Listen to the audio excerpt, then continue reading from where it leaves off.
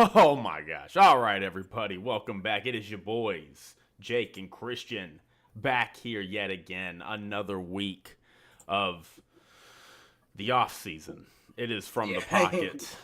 We are coming at you live on March 19th, and I emphasize March 19th because we are still quite a ways away from anything, and I mean anything happening. We're still a month plus away from the draft. Yeah. Worst. We are. I feel like there's kind of like two dead periods in the off season. It's that Right period of before time. free agency. Well, it's because free agency, like I guess it kind of goes by quick. Because the Yeah. Super Bowl ends and then it's 2 weeks later, and then everybody's talking free agency. Free agency starts 2 weeks after that, and then you have like this month and a half where it's like you're just waiting for the draft, and then the draft happens. You get the schedule in May, and then you're just waiting June and July, and you're getting like, oh hey, training camp's starting, OTAs are Yeah. starting, and you're just like, man, it's still like the middle of June, and we're still like a month and a half away from like preseason, and we're 3 months away from being a month and a half away from preseason. So it's dog days. And that's why we're here. We're here for the people. We know it's hard to get that football fix in the offseason. Everybody's talking about March Madness right now, which I love, like Oh March yeah. Madness. I need to pick this bracket. Oh, I picked mine today. I am embarrassed by my picks because I don't know anything about college basketball. I've Um, I've seen bits and pieces of this season. I have Michigan State winning it all. Oh And I'll wow. tell you what, I went into it, had no idea that's how that was going to look. And to be totally honest, if you asked me to pick it again from scratch, probably would not get that same Yeah. result. Yeah. So yeah, no, some upsets here and there, but we're here to talk football, Christian. We got some stuff to talk about today. Not too much, kind of a light agenda. Wanted to talk about the Cincinnati Bengals making some big signings. Kind of the Yep. big news of the day in the NFL right now. We're going to talk a little bit Aaron Rodgers. It's kind of an anti-Aaron Rodgers take. Not like against Aaron Rodgers, but just I have an anti-take about takes about Aaron Rodgers. So we'll get into that. And Okay. and then maybe talk a little bit of college football, some of the prospects. We got the draft coming up. Not too much. I just had a couple of opinions I wanted to share. I wanted to pick your brain on, Christian. And then we'll conclude and wrap up this episode with our top 10 quarterback list. So we're going to go through the top 10 current quarterbacks and rank them. So without further ado, Christian, let's get started. Cincinnati Bengals spent big. I don't even know how they have this money. They're out here having to sell naming rights to their stadium to pay Joe Burrow. Yeah. They like never have any money. They are a broke franchise. They're a cheap franchise too, Well, in part because they're broke.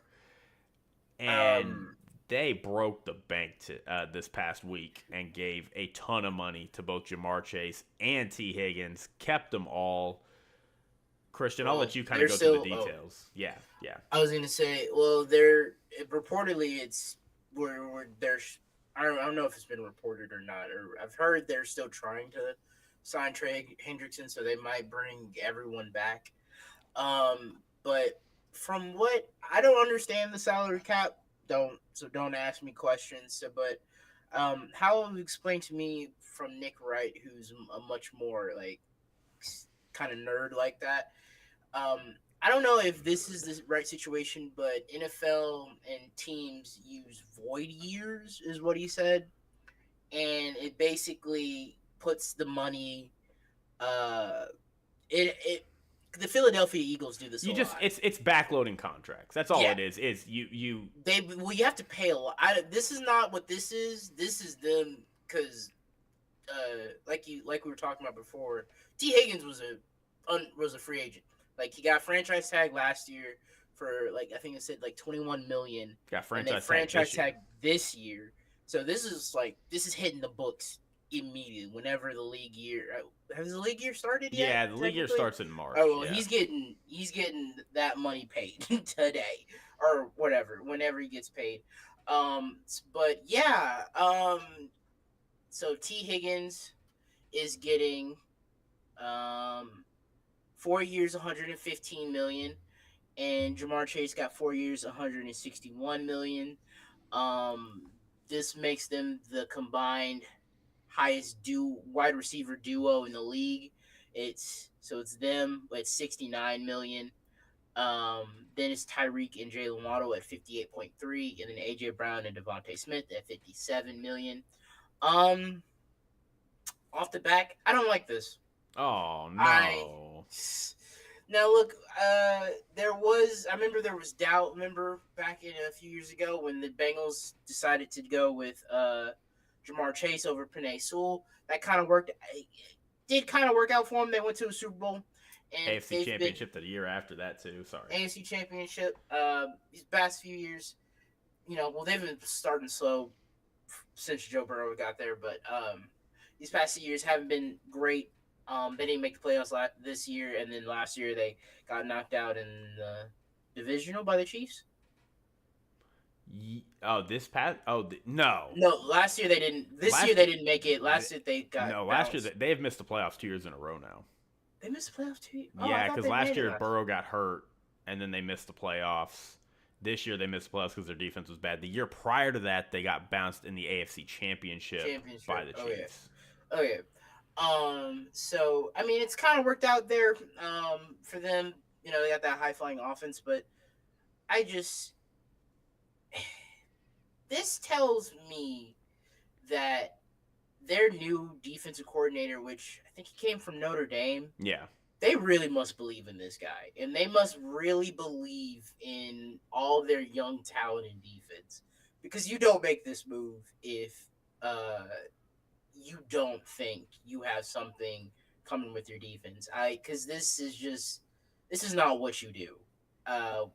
Good franchises do. Now you have that guy at quarterback, which at the same time you didn't need T. I think you could have had one or the other. I think you should have had one or the other, and then sat down with Trey Hendrickson and got that deal done, and pay him however much money, and he got back. I mean, Jamar Chase, he probably get 2 first rounders. T. Higgins probably get a second and a third. I would have taken that and really buffed up that buff up their defense. But I mean, I guess they really must believe in their guy. They're trying to bring Trey Hendrickson back, so I guess.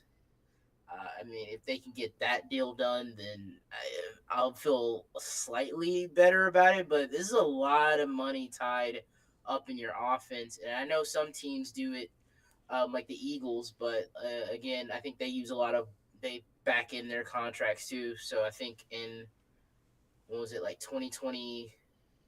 Was it 2028, 2029? The Eagles are like, well, they just won the Super Bowl, so I think they're fine for in the next few years. Yeah, and they have a window. I mean, they have a window in the next 2-3 years.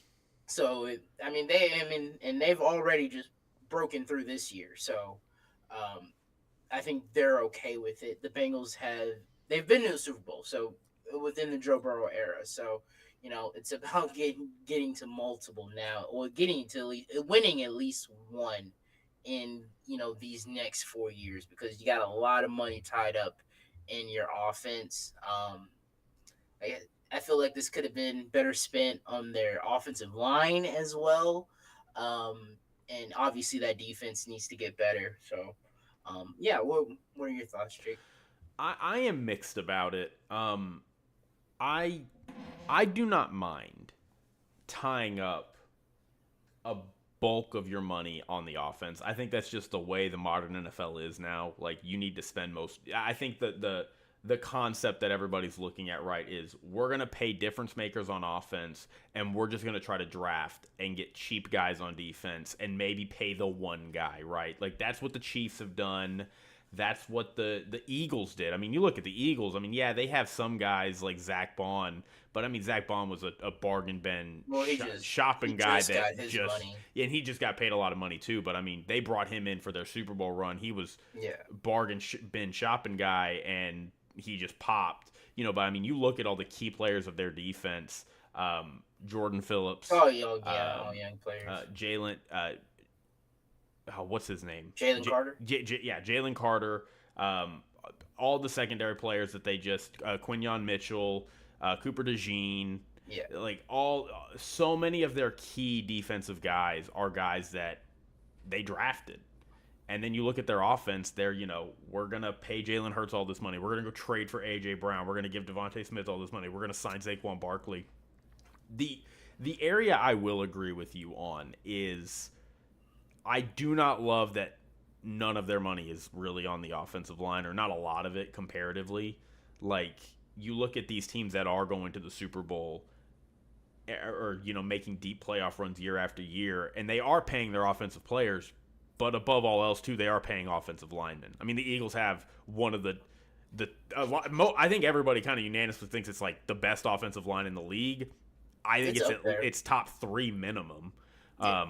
That was after losing Jason Kelce. So I think I don't mind putting all your money on offense. I would like to see it spread out a little more. I don't really think you needed T. Higgins. I think you could have kept Jamar. I think that's understandable. T. Higgins is he's been hurt a couple times anyway. You've had to play without him. I think he was holding out last year, if I recall correctly. Or I don't think he was holding out. It was like a soft holdout where I think he got hurt and was like, I'm not really in a hurry to come back. Yeah, you're playing on the franchise tag. Yeah, so, but it is a gamble. I mean, you're gambling like, we're gonna hit our defensive picks though. Like, we're gonna go into the draft and we're gonna draft defensive players. That is what the Bengals are telling everybody, and we're gonna hit on those picks. You look at the Rams. That's what the Rams have done. They have done a great job of drafting on defense. So, I think it works if they hit on defensive draft picks and they keep their defense young and cheap. They can keep all their money on the offensive side of the ball, which I think is the direction the league is not going. It is in right now. And if that pays off, you win. But if not, your defense, I've seen a lot of memes. Like, I saw one there. It was the Bengals playing the Ravens, and it's Lamar Jackson kneeling down after the Ravens win 97-94. Like, that he's gonna be that crazy. But like, that's the reality. Like, we're gonna see a very similar showing to what we saw this past year, where it's just like this offense could put up 35 points, but they gave up 38. What was it? I think I heard they were the only team in NFL history where they had a losing record when they scored like 30 odd points or something like that. It's something like that. They tied the NFL record for most losses in a season scoring 30 points. And I think they did that with like a month of the season left. I don't know if they lost after that game, but I mean, yeah, it's that's insane. And to be totally honest, like, it does make me wonder if Trey Hendrickson, I get it, he led the league in sacks, but like, I am of the mind, I can't remember who I heard say it. It was a prominent defensive lineman. I think it was Cameron Jordan. I think Cameron Jordan made a really good point. He's like, I think sacks are an overrated stat. He's like, because, like, you're telling me, like, oh, I sacked the quarterback twice in this game. It's like, we play for 60 downs. Like, congrats, you made a difference on 2 plays. It's like, what'd you do in the run? What'd you do to contain the scramble? Like, what did you put pressure on him? Because, like, there is value in, like, being able to have a guy that can put pressure on the quarterback constantly, like a Myles Garrett or something. But, if you're looking up and you're like, we had a dude that led the league in sacks this year, and our defense was atrocious. Like, how eager are you to sign that guy to $100 million? Again, not disrespecting Trey Hendrickson. He's worth it. He should go test the market and get a big payday, and he's going to make a difference for somebody he plays with. But, like, he's clearly not making that much of a difference on that defense. So, the Cowboys did this about 10 years ago, where they had, like, one of the worst defenses in the history of the sport back in 2013. And their move that next offseason was they let DeMarcus Ware walk. And everybody went, letting DeMarcus Ware walk. And their defense wasn't great the next year, but, like, it was serviceable, and combined with a really productive offense and DeMarco Murray, who had a great season, like, it was fine. So, there is a path and there is a route for them to kind of maybe move off Trey Hendrickson and save that money and just go cheap and young on defense and keep that money on their offense. But it really all depends if they hit their draft picks. Like, that is straight up what it comes down to. And if they I can't, think you could have got some extra draft picks if you traded T that's Higgins. true too. That's That's true all too. I'm saying. Like, No, I don't know. I don't think you needed both. If we think, I mean, we put Joe Burrow in that, that top 3, top 5 quarterbacks. I would when you have that, we saw Patrick Mahomes do it. We saw Brady do it for years. Like, these elite quarterbacks don't need a whole bunch. I mean, you just need smart players out there, and they usually elevate them. And Joe Burrow, we put him in that category, even though he's missed playoff 2 years in a row. well, he got hurt one of those years, but I feel Well, you. you know how I feel. I think Joe Burrow living off that AFC Isn't Championship. that amazing? Like, He's it been living just goes off to show you how good the Chiefs have been. Like, Joe Burrow beat that team one time in the playoffs, like 4 years ago, and it's just made his career. He's been living off that. So I need. Okay, I will say. Well, then, okay. So this is the reality we live in. I need y'all to start faster. Yeah, well, that's a Zach 0-2, Taylor thing. 0-3. That I will do say the coaching staff does need to take needs to take blame for that as well. But also the player. I mean, you can't do everything. You can have a perfect scheme and everything, but if the players aren't executing out there, so but 100%, but it's 100%. it's everyone. So let's stop starting at 0-2, 0-3. I think this past year they were 0-3. I think these with these starts, you're gonna be putting up. Looks like you're gonna be playing pretty good defense, and hopefully your defense comes along as the year goes on. So, so we'll see. You got 4 years, so let's make it work. Yeah, no, and I the last thing I think I'll say is I think you make a really, really good point about, like, because, I hear a lot of people, they're like, well, the Eagles did it. The Eagles signed both their star receivers, and they're doing great. The Dolphins did it, but I like. I don't know. We should be putting the Dolphins. Well, that's It's not fair. that That's much fair. of a But success story. I To be do, honest with you, like, we're gonna obviously talk about Jalen Hurts when we do these top 10 quarterback lists. I think both of us are gonna have him in our top 10 somewhere. oh, is it current? But, yeah. Did you want to do all Oh. time? I can do all time. I can switch it up. I and thought do we were all doing. time. I thought we were doing all time. Oh, yeah, we can do all time. Oh, okay.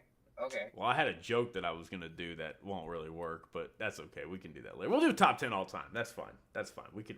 I'll switch on a dime. But no, like, Jalen Hurts is obviously a top tier. I think he's among the top tier quarterbacks, but I do think everybody agrees there is a gap between the top 4 guys: Mahomes, Allen, Lamar, Joe Burrow, and everybody else. Joe Burrow was in that class, so, like, I do hear what you're saying. It's like the Bills are like, we're going to move off Stephon Diggs. We're in the AFC Championship.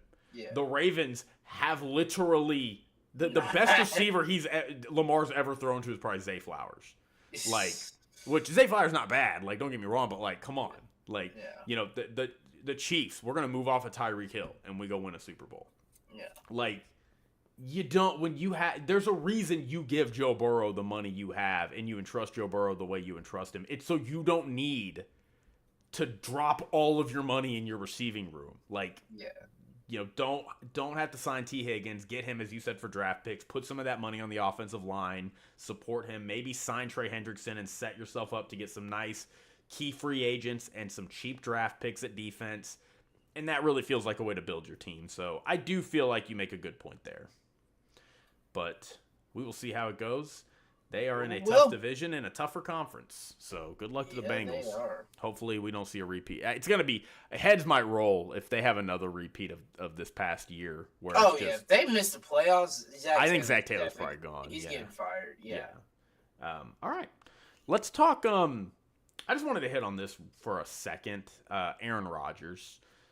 We are all waiting with bated breath, I know, at where he is going to sign. It's only because he is a couple of teams, honestly, at this point. Wherever he signs, we know it's just the reality. Hate me if you want for saying it. It is going to drastically alter the landscape of the NFL this year. No, it's so stupid. I'm so tired of this time. I literally just wanted to include this in here so I could just say like I'm tired of talking about Aaron Rodgers. He's gonna go to the Steelers or the Giants, and he's the obvious choice to me is the Steelers. yeah, and he's waiting on the apparently he's been waiting for the Vikings to call him. The Vikings, I think, made the decision today that they're gonna roll with JJ McCarthy but keep Aaron Rodgers. Kind of like it's like when you go in and you're like, hey, are you hiring? And they're like, well, we always accept applications. Like it's kind of like what they're doing with Aaron Rodgers. But this dude is a 40-plus-year-old quarterback. He's not even that good anymore. Like it doesn't make I don't know. I think we're just starved for content in the NFL world right now. That's all that matters. But like, I could care less about what he does. I will say the one, I guess, kind of disappointing thing is he doesn't get to follow Brett Favre's career. I want him to go to the Vikings so bad for just that's for the only. millions. Just for that, like that's really only. But I mean, I respect the Vikings for it. I mean, I do respect that the Vikings, probably sat down Kevin O'Connell in that front office and were like, okay, this year was probably a fluke. Like this year we weren't expected to be, we weren't even expected to even be competitive. Maybe they were just supposed to be a middling team. Yeah. And, Sam Darnold came in and he stepped up and they won 14 games. Now, Beautiful. Obviously, I think the Vikings, assessed that, like, this probably ain't going to happen again. So they let Sam walk and and now they're giving the reins to JJ McCarthy. I do like JJ McCarthy, even though he was injured, but I do like the experience that he got this year. Even if he was hurt, I mean, you got to see like what training looks like, the media, all, and the games, the preparation. So I think I do like that experience for him. It's just gonna come down to how he performs in the OTAs, training camp, and all that stuff, and in the preseason. Which I mean, I do hear they still want to get a veteran quarterback. I still like that for them. Maybe Geno's not. I was gonna say Geno Smith, but Geno's somewhere else. Russell. I was heard Kirk. Oh yeah, Russell Wilson. Oh well, Kirk Cousins the Vikings. Oh yeah, the Vikings. Not the Vikings. The Falcons are still holding on to him, just waiting for a trade. Nobody. Nah, I don't think they're. I think they could. I think they're gonna cut him before the preseason starts. Yeah, I do not think you can. Well, then he'll be there. Like then you can just pick him right up then. So yeah, I don't think you can keep a $30 million or whatever Kirk Cousins is making dollar quarterback as your backup. Like that's why nobody's trading for him, because they're like, you're not keeping this guy. Like you are gonna have to cut this guy. There's no shot you don't cut him. Yeah. You're not going to pay this guy $30 million to just sit there. So, yeah, I respect what the Vikings are doing. They has a pretty, has an awesome receiving core. And Justin Jefferson, James. He's pretty good. Jordan Addison. Yeah, he all right. He all right. Yeah, he all right. Yeah, all right. Jordan Addison there. They got a solid run game there. Their defense, I think they kept what's his name? Aaron Jones. No, not Aaron Jones. The Miami's Byron Murphy. Brian Flores. I think they kept Brian Flores as their DC. Get the coach. Yeah, he didn't get hired. He didn't get hired this cycle. So I think their defense would be pretty solid. So I think he's pretty set up to be, pretty solid. I don't think they're going to call on him much. So to JJ McCarthy to put too much on his plate, and I think the Vikings know that, like, hey, we're not going to be winning 14 games next year, and we're in a pretty competitive conference or division.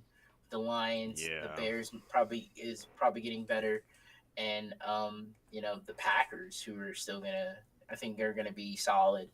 I don't really. I like what the Vikings doing.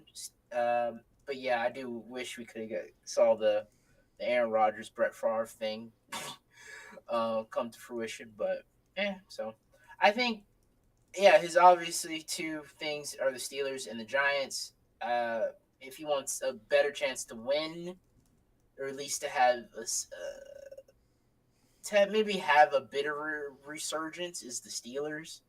But I mean, they're not going. They maybe their ceiling is probably the first round, maybe the second round, depending on who they Yeah. get. But if he goes to the Giants, I don't think he's gonna be the Giants' savior. I, He's yeah. not getting the Giants to like what are the Giants' hopes to win a playoff game? I don't think he's doing that. The Giants would be happy if they made the playoffs. Yeah. So I mean, maybe he could get them, but you got to play the Eagles twice. I think the Cowboys are going to be better, and then Washington is should be way better. So I mean, it's yeah. I don't. It's pretty it's a rough picking at this point, but I do think the Steelers have a better chance because they're better equipped. Better defense and all that stuff. And Mike Tomlin is a very good coach. And Giants, I don't know what's going on over there. Well, a lot of people are on the hot seat over there, so Yeah. they're nervous. Yeah, no, I agree. I mean, I think the Steelers are the obvious choice. But I do like Cameron Hayward coming out and being like, why is this great institution of like the Steelers are not a great NFL organization. They are a great institution of sports. I mean, the Steelers are there are not if you were to create like a list of all the big name, big time sports franchises that are like institution are pillars of the sports world, the Steelers are on that list. Yeah. And it's just like I understand Cameron Hayward coming out just being like, we're the Steelers. Why are we like so desperate and begging this 41-year-old quarterback, like waiting with a bated breath for this old injury riddled quarterback that's not even that good anymore to come and save us from no, and honestly, if he joins the Steelers, like I think they're winning 9 games regardless. Like that's just what they are. What they do, and if Um, they don't, the head's gonna roll. so yeah, I just don't care. Like I keep all the podcasts I'm listening to are like, we got to have a segment for Aaron Rodgers, and I'm just like, you know what? Nah, I'm tired of this. This is stupid. This is stupid. I literally do not spend any time thinking about Aaron Rodgers. I've spent some time independently thinking about the Bengals, and what they did. I've spent some time thinking about, certain acquisitions and certain teams and being like, oh, I have spent zero time thinking about Aaron Rodgers. And the only time I ever think about him is when I hear a podcast talking about him. Honestly, until we got on here, I didn't think we were gonna be talking about Aaron Rodgers. To be honest with you. Yeah, the only reason we're talking about it is to say we're not talking about him no more. Until he gets signed, we'll talk about him for 4 minutes when he gets signed, and then move on. And to be totally honest, this segment was supposed to be at Aaron Rodgers. I think we spent most of it talking about the Vikings, so that's pretty funny. All right, I did want to pick your brain on a little bit of college football here. Time to continue, I guess, being a hater. I think it's ridiculous that people say Travis Hunter is the no-brainer number 1 pick if you're not taking a quarterback. Is he not to you?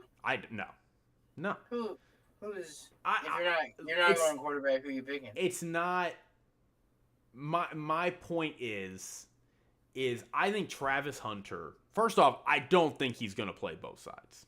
Like, you're insane if you try to play him both sides. I would say not. I think I liked what Eric Mangini said. I think you stick him at corner, and that's like he'll play.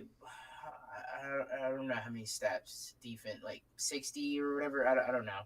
He plays on average. He plays he's gonna play not only defense. I'll say start him at corner or whatever, slot corner. I don't care. So I start him at corner. That's his primary position. Now, because he's just so athletic and so dynamic, he can do certain things. I don't mind like what the 49ers did with Debo. Throw some gadget plays in there for him. I'm not saying he need to play. He need to be playing like 40 snaps of offense. Give him like 10, 15 snaps of offense. Have little gadget plays. Because like he was a pretty solid receiver for Shador in Colorado. Like he said he wants to play both. I think he will put in the time and effort to play both. But I will say he needs to be playing majority on defense, and then sprinkle him in a little bit on offense. Put him in the backfield if I don't know if he wants to do that, but put him in the slot, put him on the outside, and like just let him do his thing. Like I don't mind it. Like I really don't. If you have that flexibility with your I mean, like Aaron McGenie said, like that's a pretty good advantage to have over other teams. Like I can put this guy almost anywhere on the field, and like so that's pretty good. Hard to scheme up. It's like okay, so he's gonna be the corner, but like he's gonna come in some plays. I think it'll put a little bit of a wrinkle in whatever team gets him. But yeah. I hear that, and if that's the approach, I'm fine with it. My thought is, if you think Travis Hunter is the best corner in the draft, and he is a no-brainer, this dude is going to be an elite corner if we take him, then pick him, okay? But, like, if you're looking at Travis Hunter and you're like, well, he's a very good corner, and he's a really good receiver, but he's not exceptional at either, and you have a guy on your board that is exceptional at one thing, I would take the exceptional guy at one thing.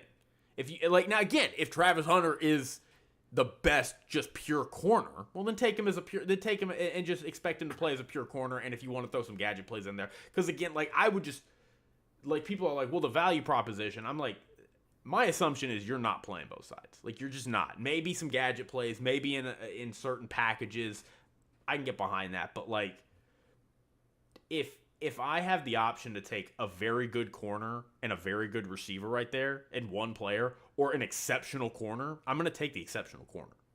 Yeah. And that's kind of that's why I'm like a little like skeptical that people are just like, well, Travis Hunter, he can play both sides of the ball. So, you got to just take that guy. And it's I don't think that's how teams should be approaching building their team. That's insane, and I mean, credit to him for doing it in college. It's a feat that I don't think we'll see, at least in our lifetime again. But the NFL is a different beast, man, and him playing 60 snaps of defense and 60 plus snaps of offense is insane.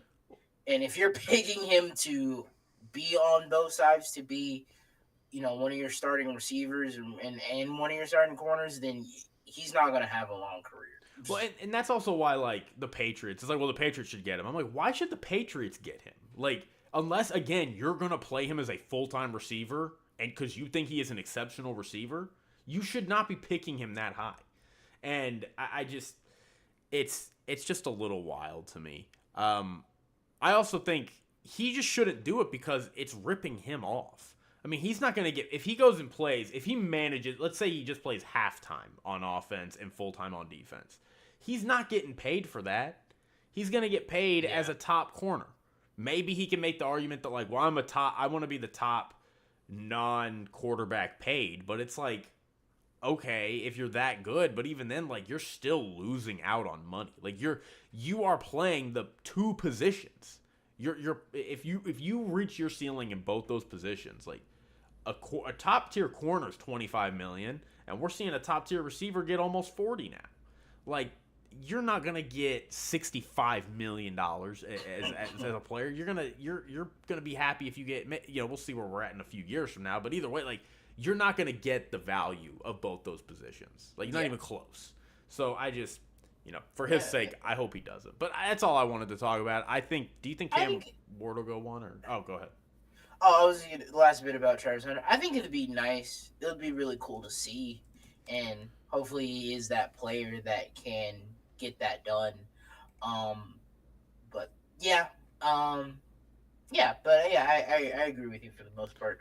I would rather the exceptional guy at the one thing than having a guy that's like, he's good at both. Like, Yeah, but if he's again like I'm looking at Pro Football Focus, they have him rated as the number one corner. So like again, if he's the number one corner and you need a corner, go get it.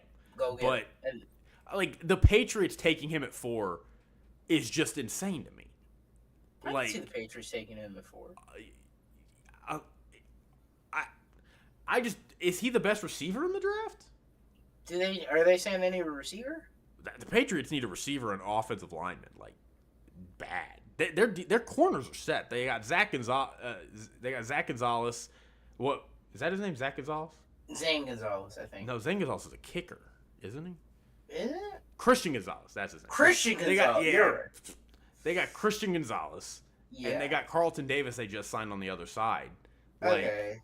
they could go get him but like if even then like a slot corner. It's just if they pick him and they're like we're gonna play him as a receiver, it's like why did you not go get the best receiver on the board then? And if it's like we're gonna play him as a corner, it's like you need offensive players, y'all. Like what do you? So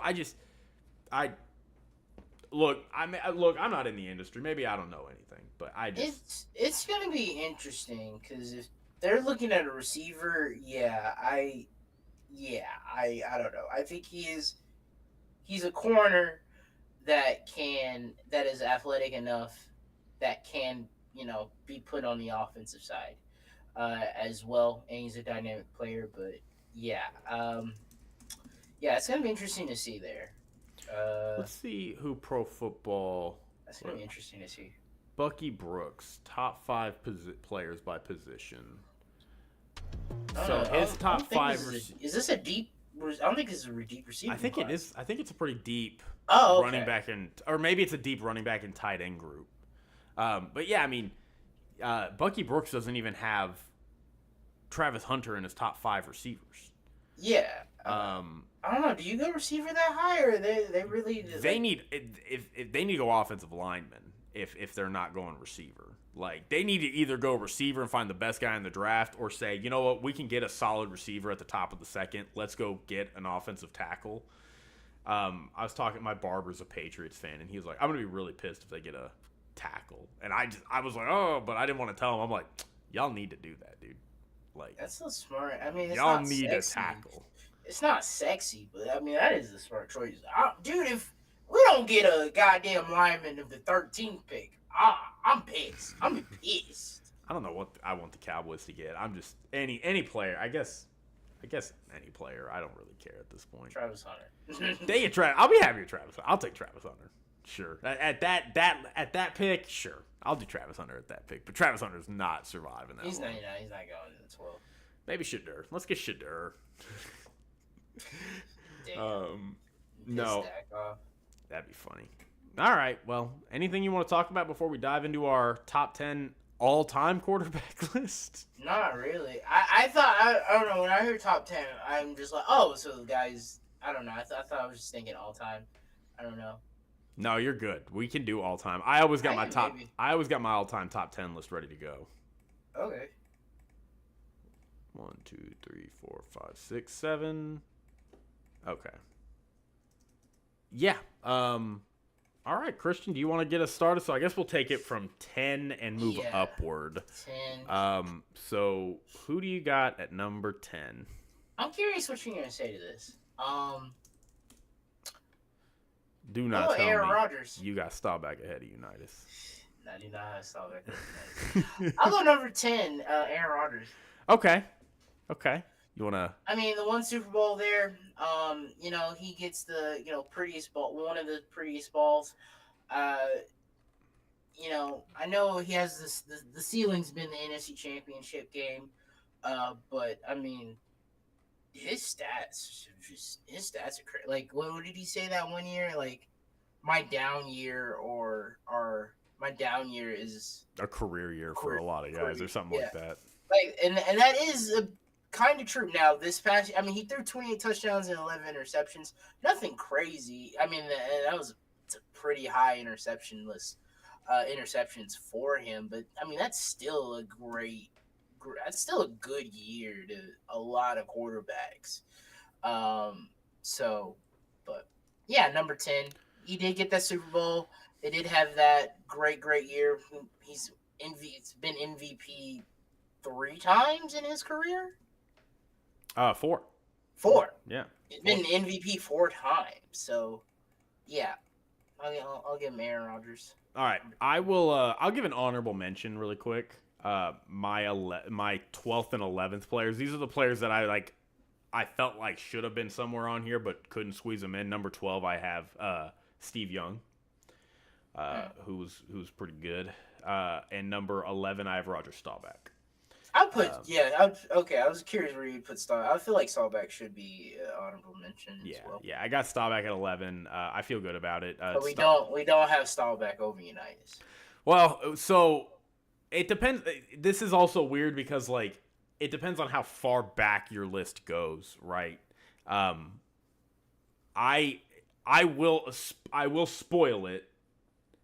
Johnny Unitas is on my list. He is the oldest quarterback I have on my list. I think Unitas is on my list as well. Otto Graham probably is somewhere in the top 10 all time. I didn't put Otto Graham on my list. He played in the 50s. Now what he did is insane. Went to like 10 straight NFL championships, but like played in the 50s. Like I'm not out here trying to, Sammy Baugh. I love Sammy Baugh. Sammy Baugh is basically don't even know who that is. He played quarterback for Washington before they changed their name back in the 50s. But he was also an elite cornerback and an elite punter. I mean, he's basically a Hall of Famer at 3 positions. But love Sammy Baugh, but I don't got Sammy Baugh on my list. You know what I mean? So like at some point, I wouldn't put Fran Tarkenton on there, but Fran Tarkenton's that kind of bubble. He played in that same era as Unitas, so some people have Norm Van Brocklin, who, by the way, still holds the single game passing yards record.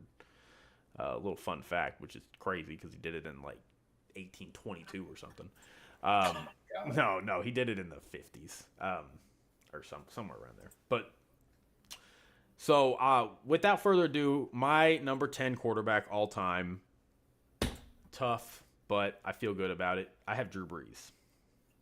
Drew Brees, he's coming up, but he's in the I think Drew Brees is one of the most he's gonna be a Hall of Famer, and we all get that, and we all talk about Drew Brees. He didn't win an MVP. He won the Super Bowl, obviously. Drew Brees. This may have changed, but I believe it's still the case. He is the only quarterback in the history of the league to have more than one 5,000-yard passing season. And he's got 5 of them. Yeah. I mean, he's crazy. I mean, and he didn't have defenses for a lot of time. They got hit with Bountygate. There was that. They won the Super Bowl, lost in the playoffs in 2010, and then they go into that 11, 12, 13, 14 year where they just didn't have a great defense, and they were going 8-8 despite Drew Brees having great numbers, and I think that really hurt. He was an elite level quarterback at that time, but he was putting up numbers as if he were an elite quarterback. This ain't like Eli Manning going 8-8. This was he's throwing 40 touchdowns and 5,000 yards, and he's going 8-8. So I really like Drew Brees. Big fan of his. I think there was a period of time he was the best quarterback in the NFL. I think he probably should have won the MVP in 2009. They gave it to Peyton Manning, which Peyton Manning was in the Super Bowl that year. Peyton Manning was 14-0 at one point. I don't hate it, but Drew Brees was 13-0 at one point. Did win the Super Bowl. They played each other, right? In the Super Bowl, yeah, and Drew Brees won. So I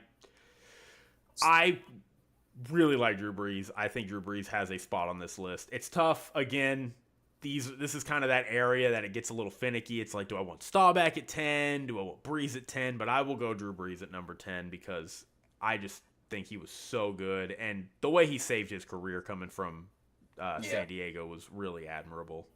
So, and I mean, he went into New Orleans like I know kids nowadays, they don't know it, but New Orleans was a dumpster fire.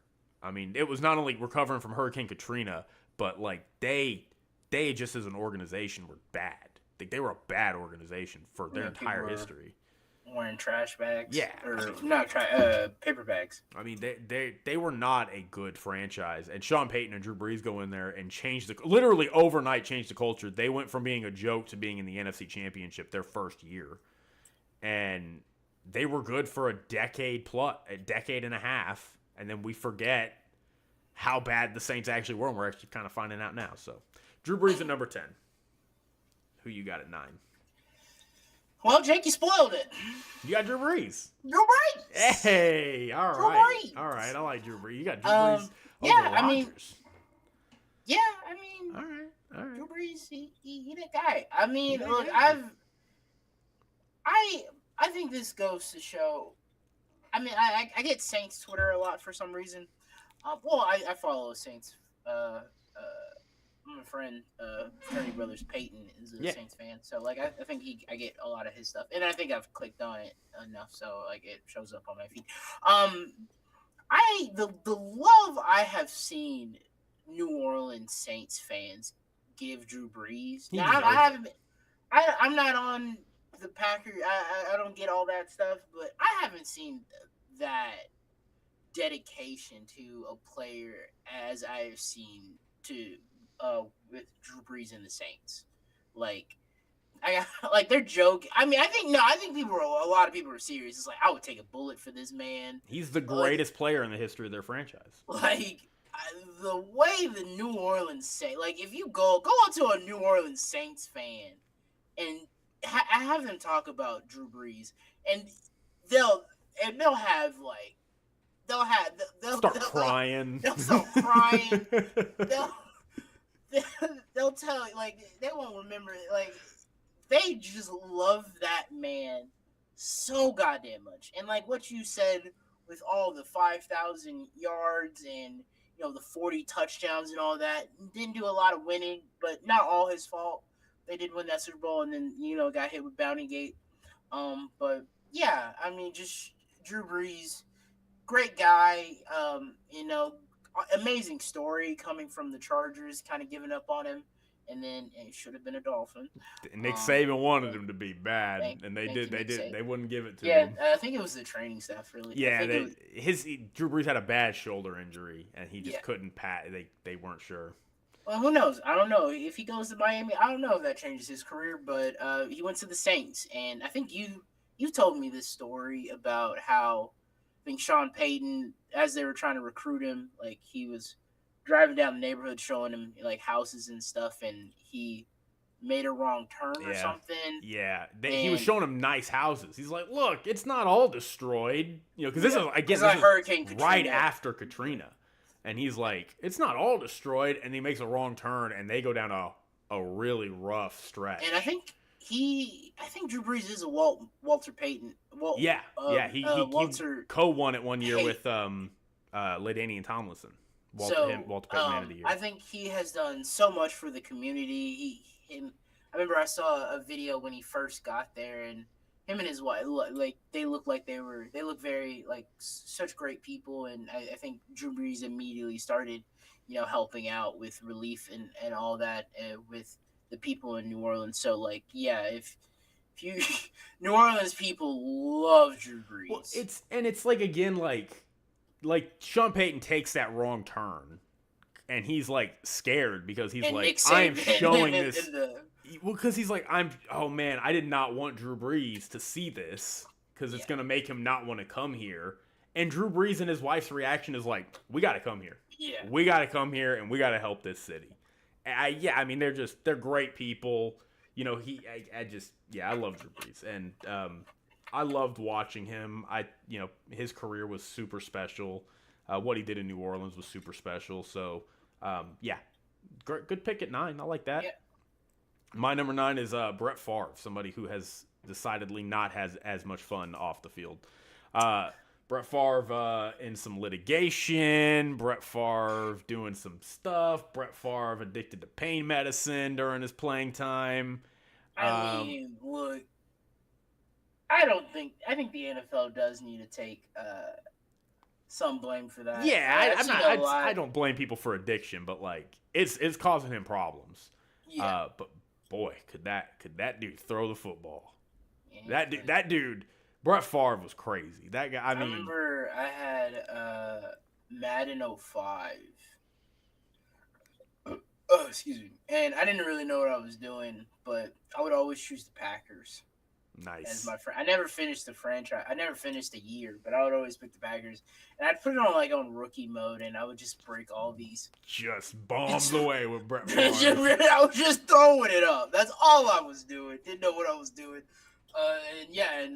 Brett Favre made a lot of. I think at that time they did like the news. They had like a news tab. Yeah, you could do. those were the I would best. Always. Yeah, Matt. Oh man, the glory days of Madden. But PS2 Madden, jeez, PS2 Madden was goat. So yeah, I do like that. And you know, he was a while. I mean, dude won 3 straight MVPs, won a Super Bowl, lost a Super Bowl, but I mean, he played all those retirement shenanigans, and I'm gonna play, I'm not gonna play, I'm gonna play, I'm not gonna play. Had a bad year with the Jets, goes to the Vikings, resurrects his career yet again, takes him to the NFC Championship. Against the Saints. Where he lost to the Saints, yes. And he should have won that game. They should have won that game. That was a great game. It was back and forth. It was 28-28, tie game. He run, Jake? He throws an interception. Didn't he run? Classic Brett Favre, though. It was classic Brett Favre. It's Brett Favre experience, baby. That's Brett Favre experience. It's the ultimate highs when he's last play of the game throwing a back of the end zone dart touchdown to a guy to Sidney Rice, I think, and winning the game against the Niners, I think, at the last minute. And then it's the deepest of the lows when he's throwing an interception at crucial times, and you're just like, no. Yeah, I mean, Tony Romo looked up to Brett Favre, and Tony Romo had a lot of Brett Favre in him. Yeah. You know, people like Tony Romo chokes. It's like, nah, he's just kind of reckless. Yeah.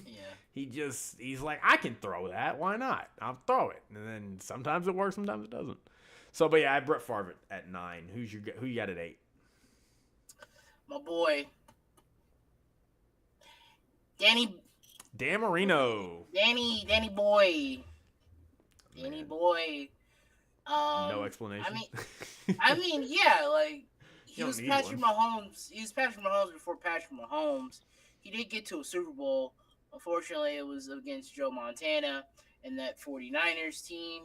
And then it was kind of up and down. I don't think he had a great defense through a lot of it. They didn't really have a running game for much of his career as well. But man, from seeing old heads talk about like guys who played the game during that era, I've heard nothing but great things about Dan Marino, and I wish I could have saw him play.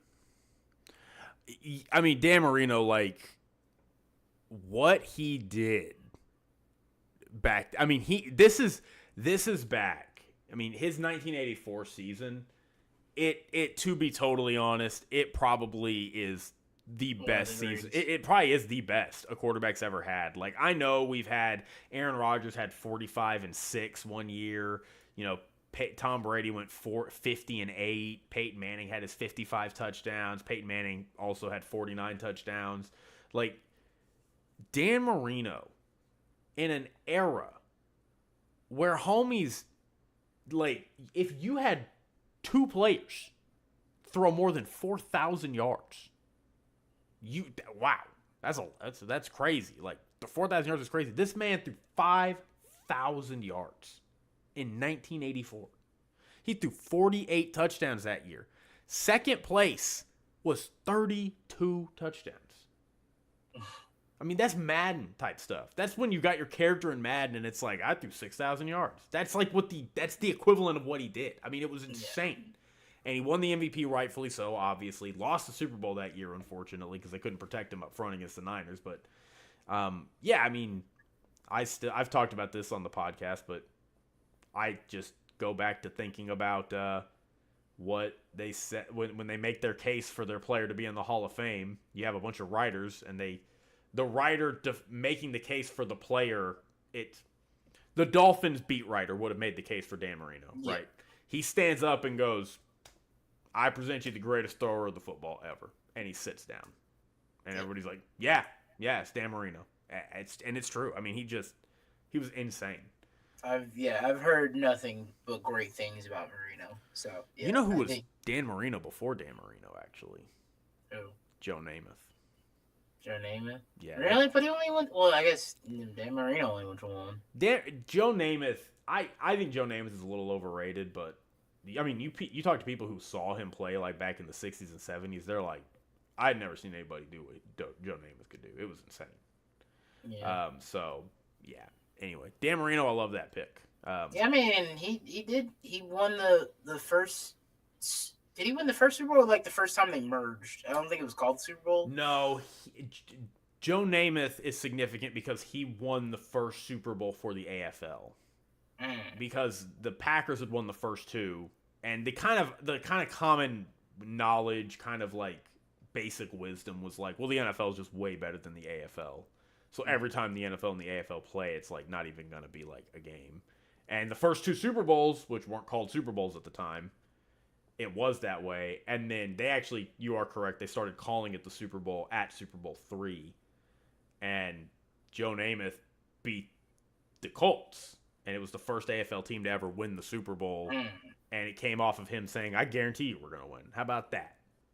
And it was, Joe Namath's famous guarantee, and he goes and wins that game and upsets the Colts. They were not supposed to beat the Colts. Like, the Colts were supposed to stomp them, and they beat them. And it was probably not a very good Super Bowl.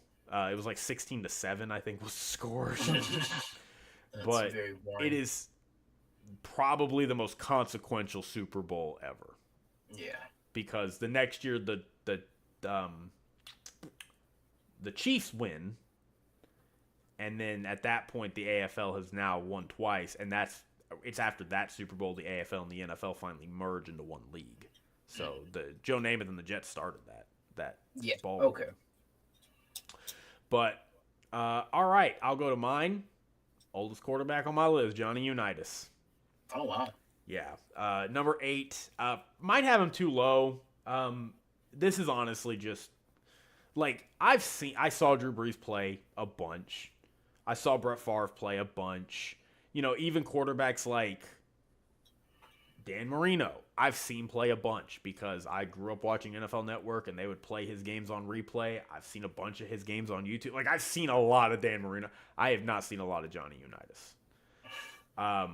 But all I know is... But I know he was dope. Everybody who knows him says he's dope. And his stats back it up, and what he did so consistently. I mean, when he retired, he was probably the greatest quarterback to ever play the game. I mean, he was amazing. And he just nickeled and dimed you. I'm going to throw just quick passes over and over. I'm going to find the weakness in the defense. I mean, he in a lot of ways pioneered a lot of what the modern passing game would look like, and he was doing it in the 50s and 60s and 70s. Yeah, I don't really have too much else to add about Johnny Unitas, but he won a Super Bowl, and he won a bunch of championships before the Super Bowl era, so good on Johnny Unitas. You want to do your number 7? Number 7, I'll go with...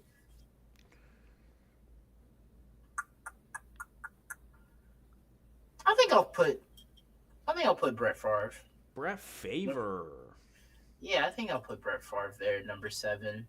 Yeah, I like Brett Favre there. Okay. Yeah, I don't have too much else to say because we already talked about him. I mean, yeah, like not much. Yeah, he was dope. Probably not the greatest person now, but struggling. I probably don't have too much else to say about this guy because we already talked about him. My number 7 is Dan Marino. Yep. Yeah, just love Dan Marino. Great quarterback. All right, who you got at 6?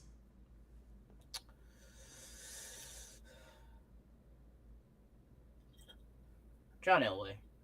John Elway. Okay. Actually, sorry. Scratch No, up. I'll do Unitas at 6.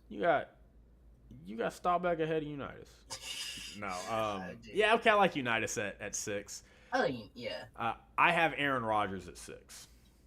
Oh, very high. Yeah, I mean, I think Aaron Rodgers is easily, like, I was having this conversation with my dad because, my dad, I love my dad, but he just got some wild opinions sometimes. He's like,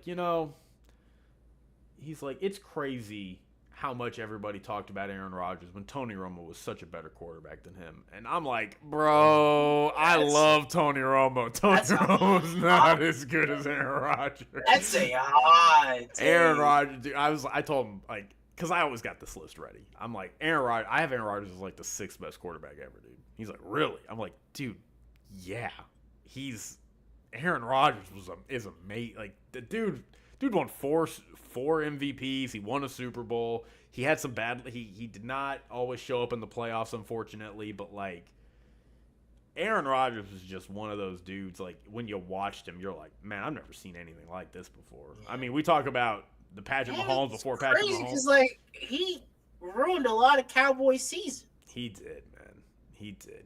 Now the Des Carter game. I mean, we probably would have lost that game anyway because there was a lot of time left. But Des did catch that. I don't care what people say. Des caught it, but again, he caught it with like 3 minutes left. It's a goddamn meme at this point. Yeah, he didn't catch it. It's like, come on, guys, he caught it. He did catch it, but either way, no, I mean, Aaron Rodgers was, again, like, he was the previous generation's Patrick Mahomes. Now, Patrick Mahomes, I think, is taken on a whole other kind of meaning because of how much success he has had. But like, when people watched Aaron Rodgers, they were like, this is the best, just pure talent quarterback we've ever seen play. I mean, he is the best pure talent quarterback since Dan Marino. Like, and it was true. It was true. Like, we had not seen anybody just be able to do what he could do. I mean, he could throw it from any angle. He had this incredibly powerful arm. He could throw it on the run. He could get out of the pocket and run a little bit. And, which he can still pull off to this day is the deep pass off his back foot. Off it, like it's. When we had the replacement refs, the college refs, and was that the first game of the season, or it was week 3. Okay, and it was versus the Seahawks. Like, that play to was it James Jones? Is that his name? I don't remember. Yeah, James Jones was a receiver. Aaron Jones? No, James Jones. James Jones was a receiver. James Jones. And it just there's only a handful of guys that can make that play. Have ever been able to make that throw. And it's Aaron Rodgers on that list. I mean, he like, there is not there is a short list of quarterbacks who are more fun to go watch than Aaron Rodgers. Like Tom Brady, we're gonna obviously talk about Tom Brady at some point on this list. Really fun. But Brady's not fun to watch. Like, Brady was inevitable in the way you're watching. Like, I remember he was playing the Cowboys in Week 1 on the Bucs a few years ago, and it was like Dak's first game back from his injury. It was the beginning of the 21 season, and the Cowboys were playing well, and we were in it, and we were winning, and Parker gets home from work, and we're watching the game together, and we score, and we give the ball to Tom Brady, and I'm like, you're about to watch Tom Brady go beat us, Parker. And Tom Brady drove the field and beat us. Like, it was just inevitable. But, like, Aaron Rodgers, like, Dan Marino, Brett Favre, Patrick Mahomes, just like Aaron Rodgers, dudes that are just fun to watch play the game. He is on that list. So I have him at 6, 4 MVPs, a Super Bowl win. Like, I heard Colin Cowherd being like, Matt Stafford, if he goes and wins another Super Bowl, are you telling me he's not above Aaron Rodgers? I'm like, Matt Stafford is not above Aaron Rodgers. There's no chance. He is not above Aaron Rodgers. Aaron Rodgers is one of the... I like Matt Stafford. I saw a few. I've seen a few clips of him on the Jason Kelsey and Travis Kelsey's podcast. He seems like a very cool dude, very chilled, nice guy. But like, we were not talking about Matt Stafford like this until he got to the Rams and they won that Super Bowl. Well, I mean, since then he was like some stat pad. He was some stat padding dude that had like Could nice not beat numbers. teams with winning records. Yeah, and then now all of a sudden he gets a Super Bowl. That's just the power of a Super Bowl. Well, it's also because people want to relitigate and be like, well, if he just had not played for the Lions his whole career. I'm like, but he did.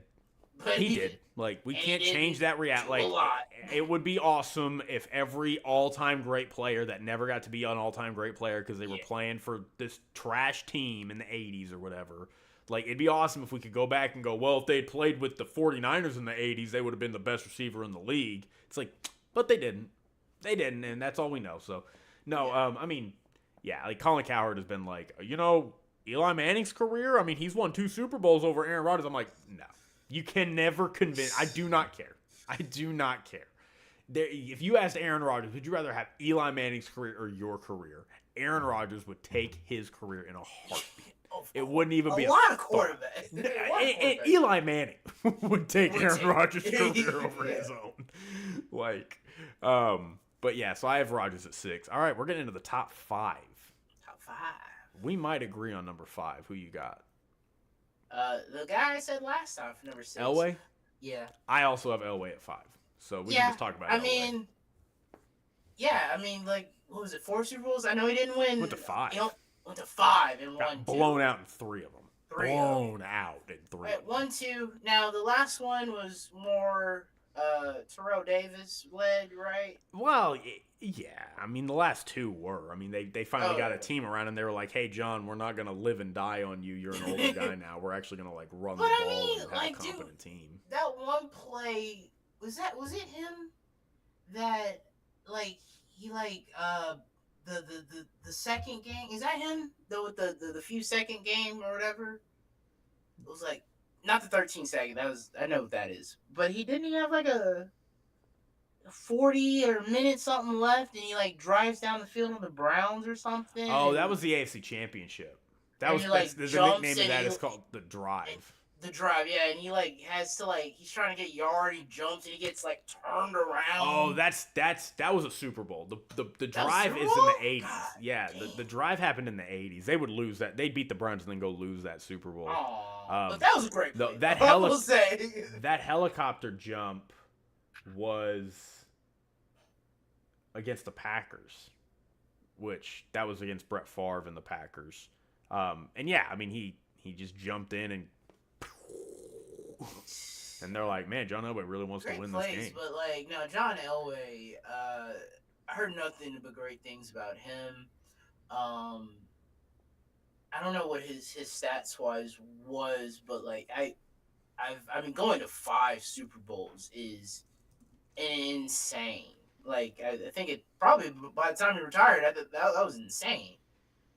He was. He won an MVP. He was an MVP player. He was a Walter Payton Man of the Year player. He won a Super Bowl MVP. Okay, we love that. Yeah, that's a Hall of Fame career right there, honestly. Yeah, that's Hall of Fame. We're getting some feedback. Honestly. Is it not? We're getting feedback. Oh. About what? Oh, okay. I don't know. I'm getting feedback from you, but it is what it is. I haven't been noticing. It just started, but I think it stopped. I think it might have just been a glitch, but it's okay. It's okay. Oh, okay. Yeah, no. I mean, he had 300 touchdowns. I mean, statistically, he was he was solid. Like he had one 4,000-yard season, which again just goes to show you how hard it was to get that. He kind of did take on like a Peyton Manning form a little bit his last year. He only had 2,800 yards his last year.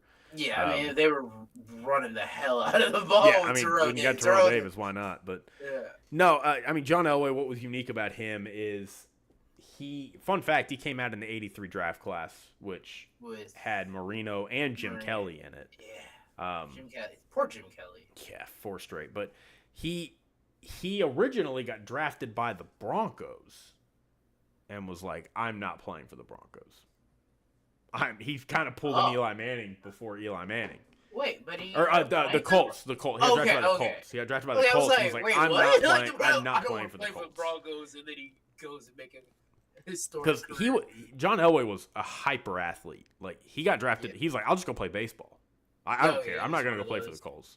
Yeah. So he was hyper athletic. He was 6'3". He was fast. He had a cannon for an arm. And, he lived up to it. Again, 5 Super Bowl appearances. Very unfortunate that he lost 3 of them in the fashion that he did. They were all bad. They were all blowouts. They were all bad. They were bad. Yeah, I'm trying to remember the scores. One of them, he lost to the Niners 56-14 or 56-10. Jesus. One of them, he lost to the Washington team 38-17. Yeah. You know what? We're just gonna go look it up really quick. And then he lost the Giants, the other one, but I don't remember what the score was. Yeah. So like he was a choke. Was he? He was probably a choker back in the day. Like, well, that's kind of how he was seen. Yeah, it was like, man, he can't win the game. He can't win the big game. But they, even going into that Super Bowl, he was like, or going into the 4th Super Bowl, what would be his first win, he was playing the Packers, who were the defending champion. Brett Favre, who had won 3 straight MVPs, and I think he was talking to his mom even, and his mom's like, "We're really got to go to the Super Bowl again." Like there was dread around it. Like, please don't lose this one. Don't get blown out in this one too, because like it was just the stuff. Every time he went to the Super Bowl, it was just stuff of nightmares. You go to get blown out 3 straight times in the Super Bowl. Yeah, that's like. I wonder how it was also like, because Jim Kelly had already lost his 4 straight at that point. Like if John Elway's like 0-3, and he's looking at it, he's like, man, if I lose this one, I'm gonna be 0-4 as well. Jim Kelly. Yeah. 3 Hall of Fame quarterbacks, but only 2 wins between all 3 of them in that draft class, and they both came from John Elway. Combined record in the Super Bowl 2-8 from those quarterbacks. 2-8. So anyway, Elway at 4. John Elway at 5. All right, top 4. I think this is pretty cut and dry. I think our top 4 will be pretty identical if I had to guess. Who you got at 4? Give me a sec. Yeah. Peyton. I got Peyton. Yeah, I have Peyton as well. I just wanted to make sure. I'm like, wait, I'm not leaving him. Oh, okay. I was like, okay, yeah. I got Peyton at 4. Not too much. Peyton was an all-time great. I met Peyton. He's a cool guy. I guess. You did say. He's got that one controversy that it's kind of unfortunate people don't talk about that much. But it is worth mentioning that he did have this controversy, and it's not a great look for him. Are you familiar with what I'm talking about? Something was it an underage girl or something? No, when he was in college, there was a trainer that he allegedly, the reports, what came out, and I'm couching that because, I wasn't there. Yeah. But the reports, allegedly, he sexually harassed and maybe assaulted this woman pretty egregiously over the course of time.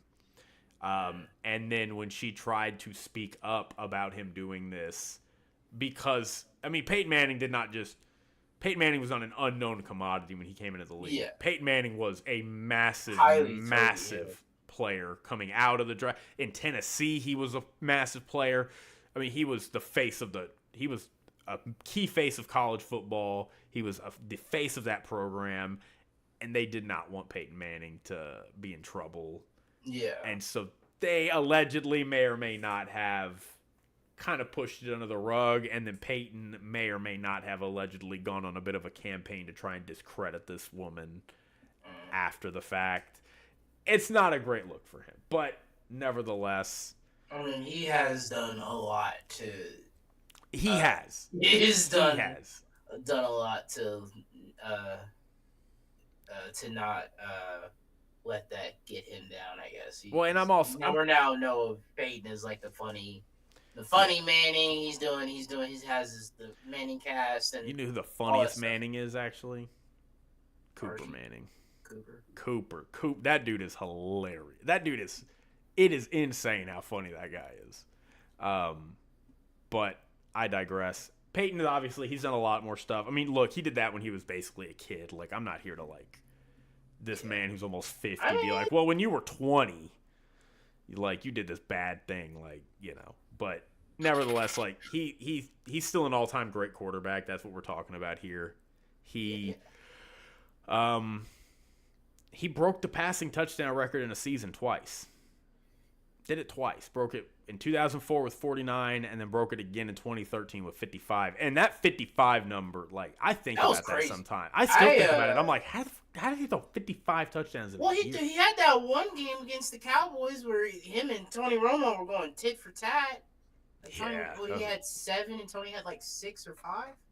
Peyton, I think, had 4 that game. Tony had 5. Peyton Manning, first. I thought they had 7. I thought he had the. No, Peyton had 7 in the first game of the season. First game of the season. He opened up against the defending champion Baltimore Ravens. Yeah, and he had 7 touchdowns that game. You're right. He would also have a great game. He did have a good game. Oh yeah. It was like 5. Yeah, he had 4, I think, and I think Tony had 5. If I recall correctly. I could be a little off on that, but that's what I recall. But he also, I think that was 4 passing touchdowns because he ran a touchdown in too. So I think he might have had 5 total. He might have, because I remember that game that was a really big game. But I do remember the 7 because that was the season kickoff, and it's like, holy shit, and he did not slow down. They did not slow down. No. That Cowboy game, too, that's the famous one where he's on the goal line and he hands it off, and the camera's, like, looking at the scrum. Oh, yeah, he does the And then you look up, and he's just walking into the end zone with the ball. Oh, it's so good. No. Yeah, I mean, he was so good on the Colts. I mean, he was – you talk about it. There's not many quarterbacks where every year it's just like they're just going to win 12 games. That's just what they're going to do. The Colts are just going to win 12 games. They're going to win their division, and that's just going to be what it is. And him and Tom Brady both, every year, just like clockwork. They were winning that many games every year. Peyton was awesome. I mean, and he's obviously revolutionized the audible system, just calling out crazy stuff at the line. He was basically the offensive coordinator. I mean, he was like directing practices. Couldn't trick Ed Reed, though. Nah, dude, Ed Reed was special. I love Ed Reed. But, yeah, I don't really have too much else to say about Peyton, but definitely deserving to be number 4, in my opinion. Yeah. All right, top 3. I think, we're probably going to go on this one. Joe Montana. Damn. Oh. I got Mahomes. I think Mahomes is going to be my second. I mean, I don't hate it. I thought about it, but he lost his Super Bowl. If he'd won this Super Bowl, I would have true. But I'll put Mahomes at 3. I hate to say it. I hate to like. In the next few years, I think. In the coming years, I think he'll eclipse. I have no doubt he will cement himself on the all-time list at number 2. He absolutely will, and he would have been number 2 if he had won this game, this past Super Bowl. But I think he passed Peyton last year, and then the year before, the one that just ended. And I think he was teetering on the Montana one. Yeah. And if he had won it, I think he would have, but he didn't, so I put him below. But I mean, what more can we say? I mean, I almost am scared to talk about Patrick Mahomes in a positive way at the risk of sounding like all those memes are just like the Mahomes glaze. Yeah, you didn't glaze him too much. But like the dude is, I mean, I've said it. I have been a huge Patrick Mahomes fan. I have been a huge glazer of Patrick Mahomes, as one might say. I think he's the best player any of us have ever seen. I mean, he is just insanely special. He's working on it. He is one of a kind. He is incredible. He's like if you made a quarterback in a lab. And I mean, it's the arm. He's got the body for it. He's got the athleticism. He's fast. He's got the great decision making. He's got the clutch gene. I mean, he has, and then on top of it, it's like, also let's pair that guy with Andy Reid and see what we get, and then we see what we're getting. Like, it's just can't say enough good things about Patrick Mahomes. I don't have too much else to say that hasn't already been said by me and everybody else. But yeah, I mean, yeah. And we're probably going to see a revenge tour this next season, so I'm excited to see about that. Everybody, I think Josh and Lamar and Joe are all just sitting there watching the Super Bowl going, man. Because he wins, and it's like 3 in a row, and he's like, what else am I trying to accomplish? I guess I'll try to go for a 4th, but Travis Kelce's retiring, and now it's like you're getting a new, amplified, and focused Patrick Mahomes and Chiefs team, and you're just like, really going to have to deal with this for another 3 years again? So, good luck, AFC. But, yeah, Mahomes at 3. And then it sounds like we got Montana at 2. And then the GOAT. We'll talk about him. We got to give Montana some flowers. 4-0 in the Super Bowl. No interceptions in the Super Bowl. Yeah, he does have that over Mahomes. He has better Super Bowls than him. I mean, Montana was just he was 101. So cool. Like, I love Bill Walsh, who Bill Walsh is a top 5 all-time coach, easy. Coach Joe Montana in the 80s. It's hilarious. Go listen to the clip. This you and other people who might be listening. Go listen to the clip of Bill Walsh talking about Joe Montana's feet. Like, he just talks about how he's like, the entire offense is ran through footwork. He's like, and Joe Montana's got the best feet. He's like, that guy's feet are just something else, I'll tell you. And he's just raving about Montana's feet and how good his footwork is, and it's just funny. But no, I mean, it's a lot of quarter, and it's like, you know how people would be like, MF Doom is your favorite rapper. Like, Joe Montana was your favorite quarterback's favorite quarterback. Everybody looked up to him. I mean, he was Brady idolized him. Aaron Rodgers idolized. I mean, everybody who grew up in that era grew up idolizing Joe Montana. And it's not like he wasn't like he was taken in the 3rd round. Like, he wasn't this exceptional arm talent like Elway or Marino, but he was so clutch and so cool under pressure. I mean, there's so many stories, like, they're lining up in the Super Bowl against the Bengals, and it's like, we got to put together a game-winning drive and go do it. And in the huddle, everybody's like amped up, they're nervous. It's like, we're about to do the game-winning drive for the Super Bowl, and Joe Montana just goes, oh, guys, look. And everybody looks. He's like, it's John Candy, the actor. And John Candy is just sitting at the front row of the Super Bowl at the end of the stadium. And everybody's like, oh, that's John Candy. And nerves were cooled just like that, and they went and did a 60-whatever yard drive and went and scored a touchdown, and it was over. That's you know, that could take when your head guy is like level-headed and is like, guys, we got this. Like, then that just resonates throughout the whole team. Yeah, Joe can't say enough. I mean, Joe Montana, there was a game where he was playing the Eagles, and he's getting sacked like every other play, and he just cannot catch a break. And he goes into the locker room at halftime, and I think one of the coaches of the 49ers staff, or maybe it was the GM, I can't remember who it was, but somebody came up to him and was like, dude, I am so sorry.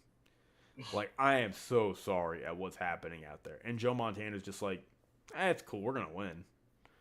He goes and wins the game in the second half.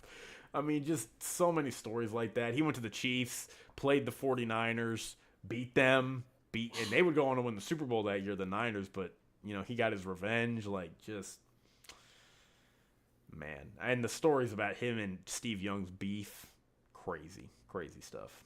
So, yeah, I love Joe Montana. He was, I mean, I think Joe Montana, it wasn't like solidified universal, but before Brady, I think Joe Montana was considered pretty universally like the best quarterback ever. Oh, yeah. He went to 4 straight, won all 4, didn't throw an interception. Like, I mean, some people were like, I love Elway. Some people were like, I love Favre. Oh, okay. You know, but like, Montana was like, I felt like he had the joy until Brady. It was like, I think it was like 80% people liked Montana. Like, that was the cool thing about all-time great quarterback, is like, it was a perfect balance, because it was like, we have a pretty good idea of who it is, but there's always If I room for have your debate. guy, yeah. And then obviously we'll talk about number one, who I imagine we both have, Tom Brady. He just came in and oh no. Actually, I was Dan Marino again. Oh, I thought you were gonna say Staubach. Staubach over everybody. Staubach over everybody. How about that? Terry Bradshaw. You got Staubach over everybody? Yeah, I do. You should never listen to the video if I put Staubach. I love Staubach. I don't know if he's number one, but no. I mean, Jim Kelly. Hey, that's okay. No, Tom Brady. I mean, like, dude. I mean, the dude won 7 Super Bowls. Like, 7. I think yeah, go ahead. It was. Joe Montana had the clutch gene, but like Brady, he clutches quarterback. Like every time, like at the end of games, if he was down by like a score, and he had the ball last, what was your thought going into that? And you talked about it when he was playing the Cowboys that one year against the Bucks. It's like, yeah, this is what he's gonna do. He's gonna go down, and he's gonna go down and score and get what they do and get what they need. And he did it a lot. He did it more than any quarterback ever. Yeah. And going to how many? 10 Super Bowls. It doesn't even sound real. Like. I've talked about it. When I played Madden as a kid, and I was like, I want to have the best quarterback ever in Madden. Like, I want my quarterback to be the best ever in the history of the league. I'd be like, how many Super Bowls I need to win? I'm like, if I win 7. Like, because it was such an unrealistic, unattainable number. It's anybody ever won depending 7. on that time, it depends. Because they had a gap in the 10 years. 10-year gap.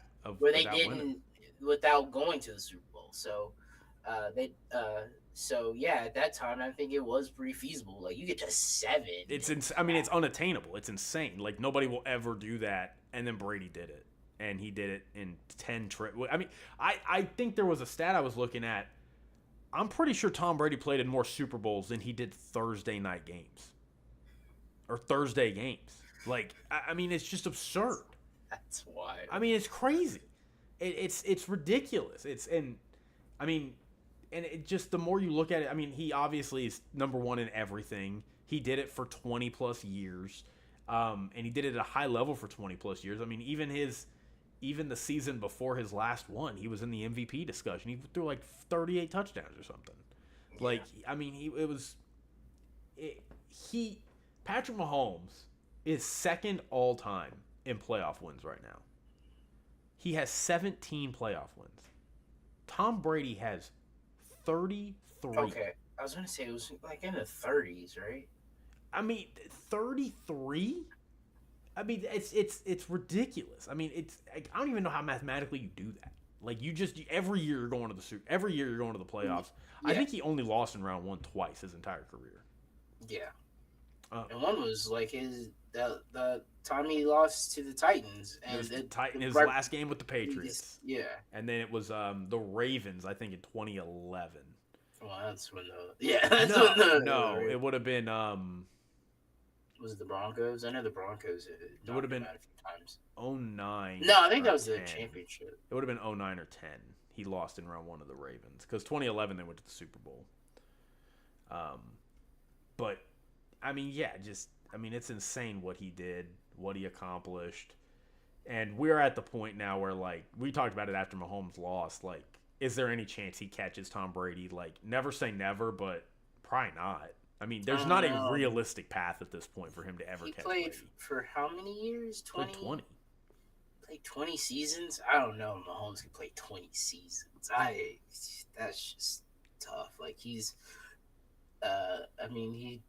I feel like he doesn't really miss a lot of time, but I feel like every year we're seeing Patrick Mahomes getting nicked up with something.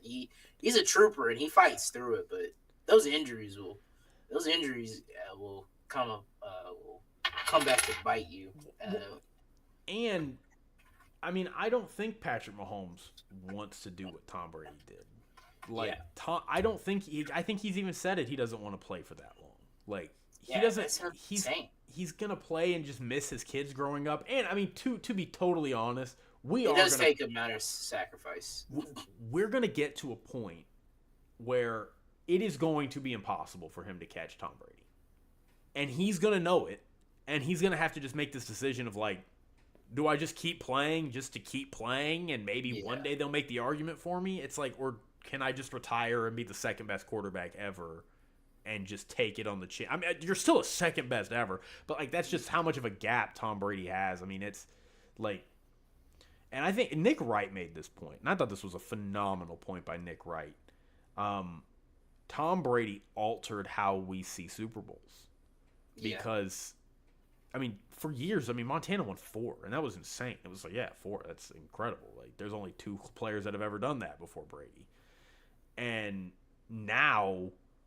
Because 7 is the standard, Mahomes has 3, and we're like, yeah, get those numbers up, dude. When it's like 3 Super Bowls is crazy. Like for the entire history of the sport, 3 Super Bowls. 10 years ago was, we'd be like, oh yeah, Mahomes is he's a Hall of Famer.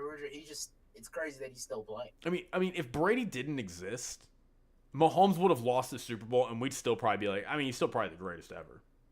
I think you'd probably hear. I think he'd probably 2 in a lot of money. I think we would probably say he was 2 until he got his next one. Maybe, but he's in the. I mean, he's just like that's just what Tom Brady did. Tom Brady dramatically altered the conversation. So, yeah, that's the list. Yeah. All right, we're ready to get on out of here, Christian. We've been here for a little bit, but that was fun little list to do. Yeah. So maybe I did enjoy that. Cool. All right. Well, we'll be back next week. Maybe we'll do like top receivers ever or something. You know, we could just do a list like this until we. I think we can knock out. I think we can maybe bang out. I can have my top 10 of the quarterbacks this year, or like in the current. Okay, we'll do current quarterbacks next week then. Yeah. All right. Well, we'll catch y'all then. But until then, we love you. Stay chilly. I'm gonna start saying that at the end of a podcast now. Stay chilly. Stay chilly. And we'll catch you next week.